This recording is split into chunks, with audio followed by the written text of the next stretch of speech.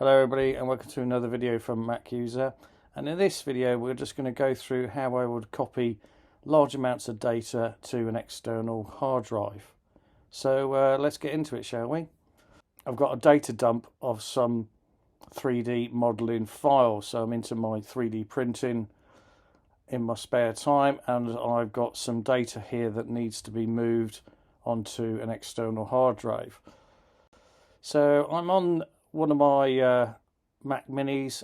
So before I move the data, I'm going to erase the actual Time Machine drive. So it's very simple. You go into Disk Utilities, select the drive, and then you click Erase. And you do have the option here of Extended Journaled. You can encrypt it, which I have got a video on how you encrypt the drive, or you can set it to a PFS if you like, but I'm going to leave it on Macintosh HD, and I'm just going to leave it as my book. So I click Erase, that will go away, and it will erase the old Time Machine. Because I formatted it in Macintosh OS Extended Journaled, it will prompt you to say, do you want to use this as a Time Machine backup? I'm going to click No, so don't use. On the format side of it, I could have erased it into MS-DOS, so this would be seen on a Windows machine, and EXFAT would be seen on a Windows machine. If you're going to do it with MS-DOS FAT, remember that you've got a maximum file size, so one individual file can't be any larger than about 4 gig, otherwise it gets very exciting. EXFAT doesn't have that problem. The advantage of EXFAT, you can unplug that hard drive, place it into a Windows machine, and the drive will appear as a read-write drive. But because I'm only going to be plugging this into another Macintosh machine, that's why I formatted it to Macintosh Extended Journal. So external hard drive is formatted, and it's formatted to Macintosh Extended Journaled so that it can be seen on other Macs, but it won't be seen on a Windows-based operating system. This is my folder, so there's nothing stopping me just doing a drag and drop. So if I double-click the hard drive, external hard drive, there's nothing stopping me actually moving the data across. And you can either copy the data and then paste it, or just drag and drop it from one drive into the other. What I do find with large amounts of data is that sometimes the data transfer actually doesn't work properly and it times out, and in this case your best method really is to use a third-party software like Carbon Copy Cloner. So on my external drive, I'm just going to rename that and I'll call that the clone. So this is the clone of the data that I'm going to move it to.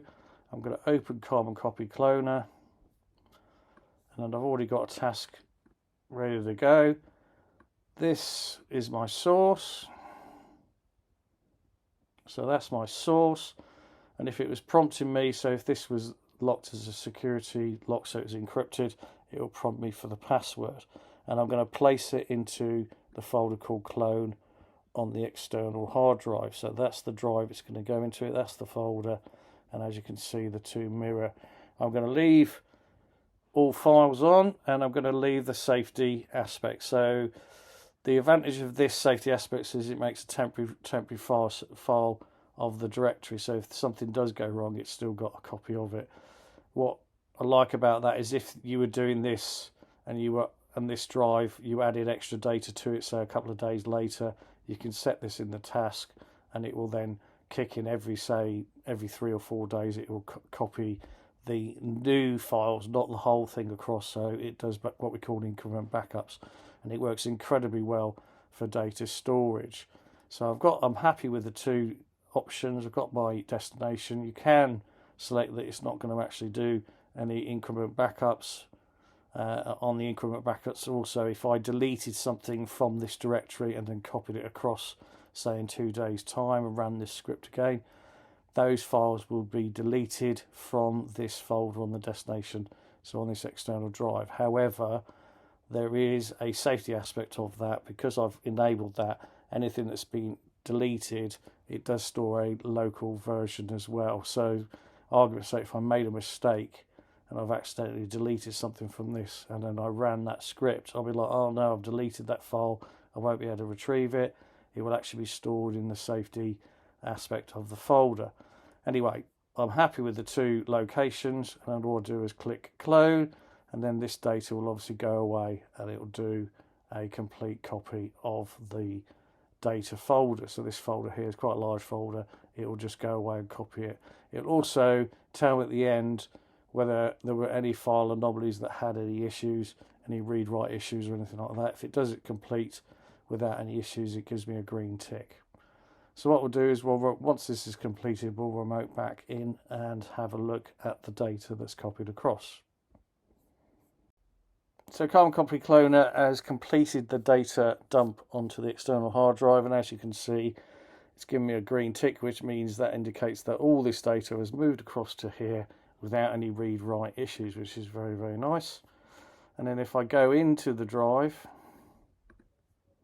I've got my data on there. If I click get information from the original, it gives you the amount of data that's been moved across and the actual files themselves. So that's it really. The Carbon Copy Cloner has copied the data from the desktop onto the external hard drive, and there's been no issues with a read-write, so there's nothing missing from the data dump. It also indicates and tells me how much data has been moved. So in this case, it's over 97 gigs worth of data. Anyway, hopefully you found that one useful.